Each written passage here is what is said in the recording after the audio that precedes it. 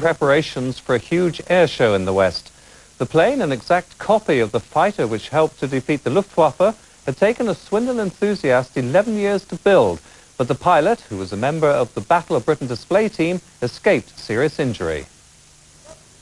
The aircraft which crashed today had been flown in from Hallavington, where its owner, taxi fleet operator Clive de Cros, had been completing building work in an old RAF hangar. It was the plane's 10th flight. During other sorties, there'd been trouble with the Jaguar car engine, which powers the Replica fighter. Today, the homemade Spitfire was delayed in reaching the Rawton airfield a few miles away because of yet more engine problems.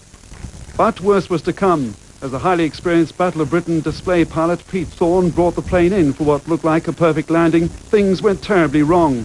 Little did he realize his starboard wheel had not locked into position. On touching down, the wheel collapsed and the speeding plane slewed across the runway onto the grass. Fire crews were quickly on the scene, aware that the aircraft was topped up with fuel, which was now leaking out. Medical teams were on hand to check on the condition of the pilot, who was walking around surveying the damage. Need to check out the hospital and our place. Furious.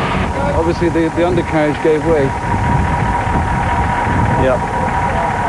You then took a decision to come onto the grass? No decision at all. It took you that way, did it? I was taken. When were you aware there was trouble? As the undercarriage collapsed? Just as it collapsed? Yes. The undercarriage had been damaged together with the propeller.